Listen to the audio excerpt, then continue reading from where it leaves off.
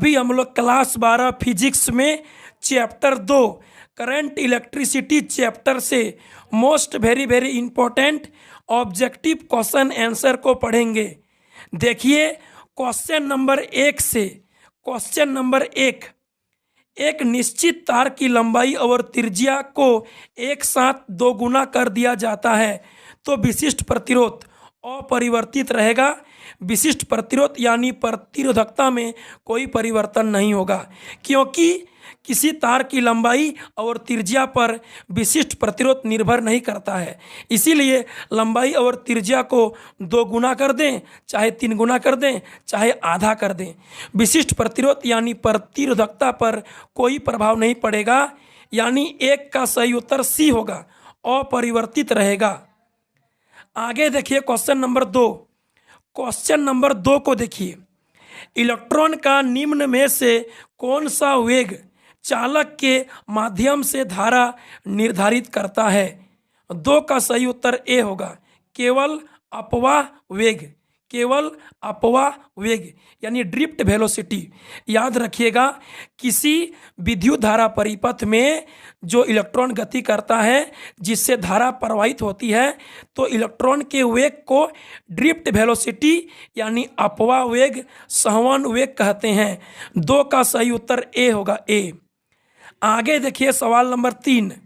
आगे question number 3 देखिए, germanium को 50 डिग्री सेल्सियस से 20 डिग्री सेल्सियस तक ठंडा किया जाता है तो प्रतिरोध का मान। देखिए जर्मेनियम को 50 डिग्री सेल्सियस से 20 डिग्री सेल्सियस तक ठंडा करेंगे तो प्रतिरोध का मान क्या होगा? चूंकि जर्मेनियम एक अर्धचालक है और अर्धचालक का ताप घटाने पर उसका प्रतिरोध बढ़ जाता है। अर्धचालक का ताप घटाएंगे, 50 से 20 करेंगे तो प्रतिरोध का मान बढ़ जाएगा। 3 का सही उत्तर बी होगा, 3 का सही उत्तर बी। आगे देखिए क्वेश्चन नंबर 4, प्रतिरोधों को मापने के अन्य तरीकों की तुलना में व्हीटस्टोन ब्रिज अधिक सटीक क्यों है? क्योंकि यह शून्य विधि है, यह शून्य विक्षेप विधि पर कार्य करता है। याद रखिएगा, प्रतिरोधों को मापने के अन्य तरीकों की तुलना में व्हीटस्टोन ब्रिज अधिक सुग्राही, अधिक सटीक इसीलिए माना जाता है क्योंकि यह शून्य विक्षेप विधि पर काम करता है। 4 का सही उत्तर डी होगा, 4 का सही उत्तर डी। आगे देखिए क्वेश्चन नंबर 5। आगे देखिए क्वेश्चन नंबर 5, ओमीय चालक के लिए अपवाह वेग Vd और उस पर लागू विद्युत क्षेत्र E संबंधित होता है।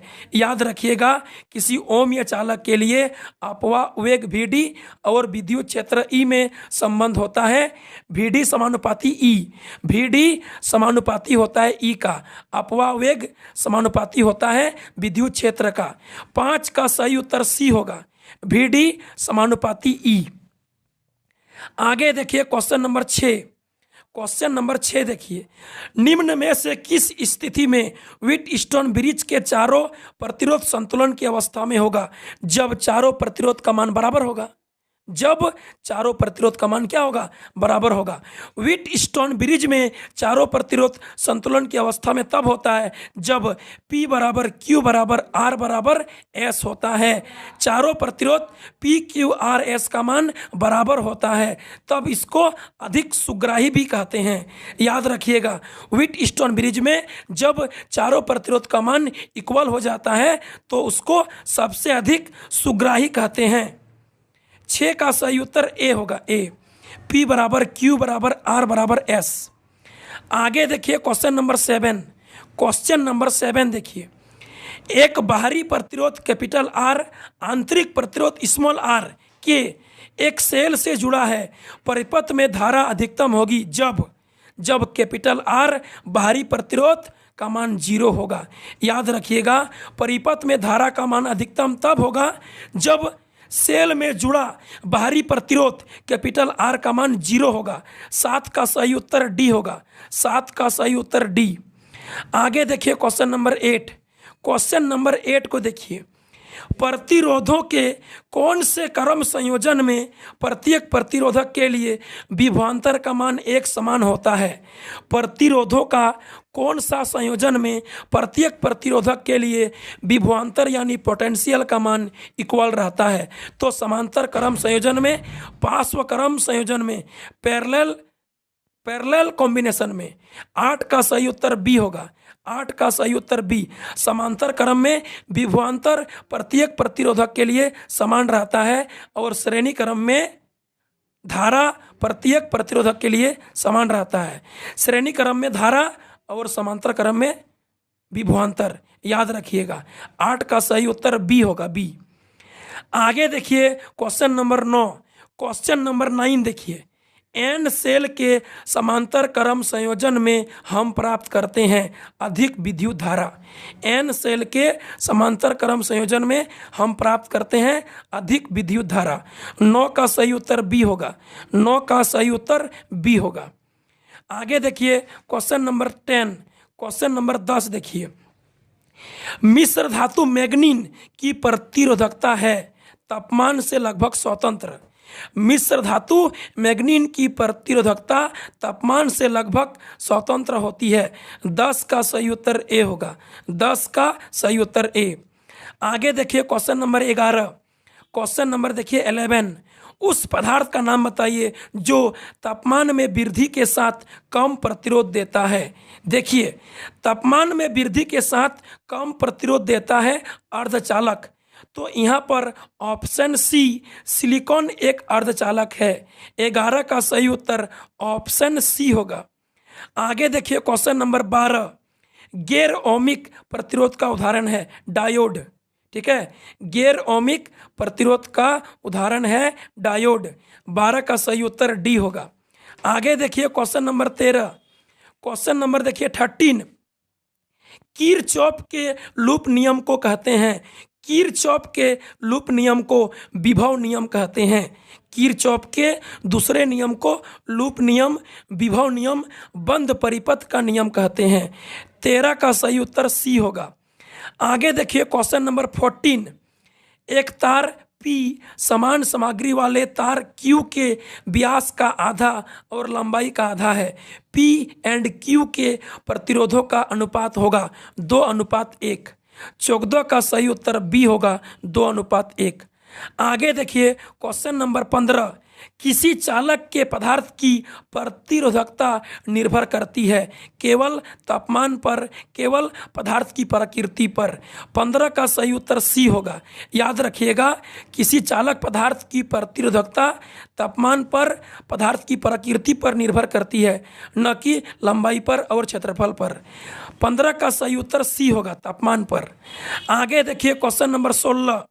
यदि एन सेल जिनमें प्रत्येक विद्युत वाहक बल कैपिटल ई और आंतरिक प्रतिरोध स्मॉल आर है जो समांतर क्रम में जुड़े हुए हैं, तो कुल विद्युत वाहक बल और आंतरिक प्रतिरोध होगा ऑप्शन डी ई और आर बटे एन। ई और आर बटे एन। 16 का सही उत्तर ऑप्शन डी होगा। आगे देखिए क्वेश्चन नंबर 17। व्हीटस्टोन ब्रिज में यदि बैटरी और गैल्वेनोमीटर को आपस में बदल दिया जाए तो गैल्वेनोमीटर में विक्षेपण नहीं बदलेगा। व्हीटस्टोन ब्रिज में यदि बैटरी और गैल्वेनोमीटर को आपस में चेंज कर देंगे जगह को, तो गैल्वेनोमीटर में विक्षेपण नहीं बदलेगा, वही रहेगा। 17 का सही उत्तर सी, नहीं बदलेगा, वही रहेगा। आगे देखिए क्वेश्चन नंबर 18। तांबे के पतले तार की तुलना में तांबे की छड़ का विशिष्ट प्रतिरोध होगा वही, कोई परिवर्तन नहीं होगा। चाहे तांबा का कोई पतला तार हो, चाहे तांबा का एक मोटा छड़ हो, विशिष्ट प्रतिरोध लंबाई, मोटाई, चौड़ाई, आयतन, क्षेत्रफल पर डिपेंड नहीं करता है। इसीलिए चाहे तांबे का तार पतला हो, चाहे तांबे का मोटा छड़ हो, विशिष्ट प्रतिरोध यानी प्रतिरोधकता में कोई परिवर्तन नहीं होगा। 18 का सही उत्तर वही होगा, वही, ऑप्शन सी। आगे देखिए क्वेश्चन नंबर 19। कंडक्टिविटी। कंडक्टिविटी का मात्रक होगा, कंडक्टिविटी का मात्रक होगा साइमन प्रति मीटर। यानी प्रति ओम प्रति मीटर, मतलब साइमन प्रति मीटर। 19 का सही उत्तर डी होगा। 19 का सही उत्तर डी। आगे देखिए क्वेश्चन नंबर 20। विद्युत वाहक बल का बीमीय सूत्र होगा। विद्युत वाहक बल का बीमीय सूत्र होगा जो विभव का होता है, यानी ऑप्शन ए एम एल पर पावर 2 टी पर पावर -3 और 1 का पावर -1। 20 नंबर सवाल का सही उत्तर ए होगा। विद्युत वाहक बल और विभव का मात्रक एवं बीमीय सूत्र दोनों सेम होता है, बराबर होता है। 20 का सही उत्तर ए होगा। आगे देखिए 21 को देखिए। ओम का नियम तब मान्य होता है जब चालक का तापमान होता है स्थिर। ओम का नियम तब लागू होता है जब चालक का तापमान स्थिर होता है। हम लोग बोलते हैं ना, नियत ताप पर, स्थिर ताप पर किसी चालक के दोनों सिरों के बीच का विभवांतर उसमें प्रवाहित धारा के समानुपाती होता है। यानी नियत ताप पर ओम का नियम लगेगा, नियत ताप पर, स्थिर ताप पर, तो तापमान क्या होगा? स्थिर होगा, कांस्टेंट होगा। 21 का सही उत्तर डी होगा, डी। आगे देखिए 22। ओम के नियम का पालन किया जाता है चालक द्वारा। ओम का नियम केवल चालकों द्वारा लागू होता है, चालकों द्वारा पालन किया जाता है। याद रखिएगा, ओम का नियम केवल धातु पर, चालक पर लगता है। 22 का सही उत्तर ए होगा, ए। आगे देखिए 23 देखिए 23। किस पदार्थ की विद्युत चालकता सबसे अधिक होती है? चांदी। चांदी में विद्युत धारा का चालन बहुत आसानी से होता है, इसीलिए चांदी की विद्युत चालकता सबसे अधिक होती है। 23 का सही उत्तर डी होगा, डी। आगे देखिए 24। किरचॉफ का प्रथम नियम किस भौतिक राशि के संरक्षण पर आधारित है? आवेश। किरचॉफ का प्रथम नियम यानी बिंदु नियम, संधि नियम, पॉइंट रूल, जंक्शन रूल आवेश संरक्षण के सिद्धांत पर आधारित होता है। 24 का सही उत्तर बी होगा, बी। आगे देखिए 25 देखिए। किरचॉफ का द्वितीय नियम किस भौतिक राशि के संरक्षण पर आधारित है? किरचॉफ का द्वितीय नियम लूप नियम, विभव नियम, बंद परिपथ का नियम, जो बोलिएगा बोलिए, ऊर्जा संरक्षण पर आधारित होता है। ऊर्जा संरक्षण पर किरचॉफ का सेकंड नियम आधारित है। 25 का सही उत्तर ए होगा, 25 का ए। आगे देखिए 26।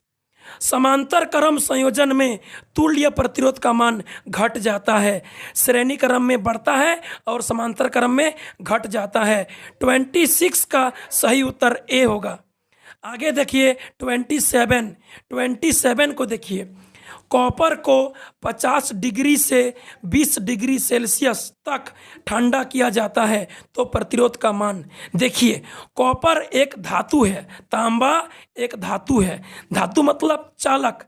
चालक का जब ताप को घटा दिया जाता है तो प्रतिरोध भी घट जाता है, क्योंकि चालक का ताप बढ़ाने पर प्रतिरोध बढ़ता है, तो ताप कम कर देंगे, प्रतिरोध घट जाएगा।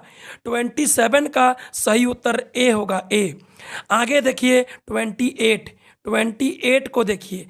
दिए गए विद्युत परिपथ में धारा I का मान होगा। देखिए, यह किरचॉफ के प्रथम नियम का एग्जाम्पल से लिया गया है। किरचॉफ का प्रथम नियम कहता है किसी विद्युत परिपथ के किसी भी संधि पर मिलने वाले समस्त धाराओं का बीजगणितीय जोड़ 0 होता है, यानी किसी भी संधि पर जितने परिमाण की धारा प्रवेश करती है उतने परिमाण की धारा बाहर निकल जाती है।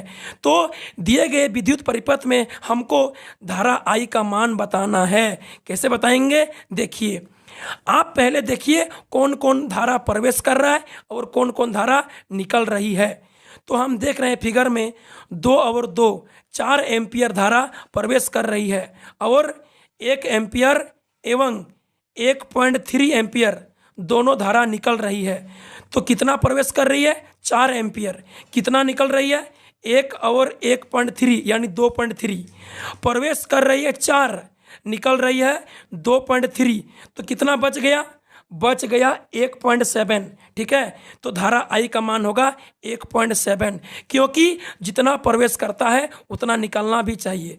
प्रवेश कर रहा है 4, निकल रहा है 2.3, क्योंकि 1 और 1.3 को जोड़ेंगे तो हो जाएगा 2.3। तो 2.3 निकला, कितना बच गया, कितना नहीं निकला, तो 1.7 नहीं निकला। 4 में 2.3 को माइनस कर देंगे, 1.7 एम्पियर आंसर हो जाएगा। 28 का सही उत्तर होगा परिपथ में धारा का मान ऑप्शन ए 1.7 एम्पियर होगा। 28 का ए होगा ए। आगे देखिए 29 को देखिए। 29, एक निश्चित तार के विद्युत परिपथ की लंबाई और त्रिज्या को एक साथ 2 गुना कर दिया जाता है। तो जब एक निश्चित तार के विद्युत परिपथ की लंबाई और त्रिज्या को एक साथ 2 गुना कर देंगे तो क्या होगा? तो प्रतिरोध आधा हो जाएगा, लेकिन विशिष्ट प्रतिरोध में कोई परिवर्तन नहीं होगा। याद रखिएगा, किसी तार की लंबाई और त्रिज्या पर विशिष्ट प्रतिरोध निर्भर नहीं करता है।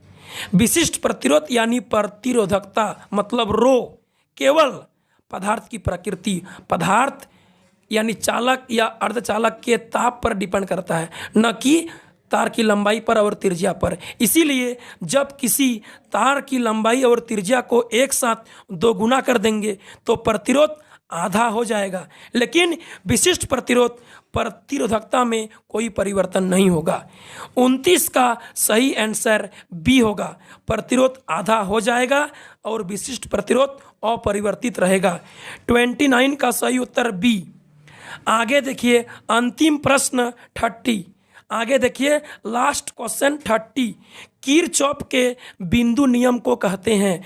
किरचॉफ के बिंदु नियम को संधि नियम कहते हैं। किरचॉफ के बिंदु नियम को संधि नियम भी कहते हैं। याद रखिएगा, किरचॉफ के बिंदु नियम यानी प्रथम नियम को संधि नियम जॉनसन रूल कहते हैं। 30 का सही उत्तर बी होगा। 30 का बी। तो चलिए अभी हम लोग क्लास 12 फिजिक्स में चैप्टर 2 करंट इलेक्ट्रिसिटी चैप्टर से most very important 30 MCQ question answer को पढ़ें। इस वीडियो को आप लोग शेयर कीजिएगा, और यदि हमारे YouTube चैनल में नए हैं तो हमारे चैनल को ज़रूर सब्सक्राइब कीजिएगा क्लियर कॉन्सेप्ट पाने के लिए। मिलेंगे फिर अगले वीडियो में, तब तक के लिए बाय बाय, थैंक यू। अपने एग्ज़ाम की ज़ोरदार तरीके से तैयारी करते रहिए।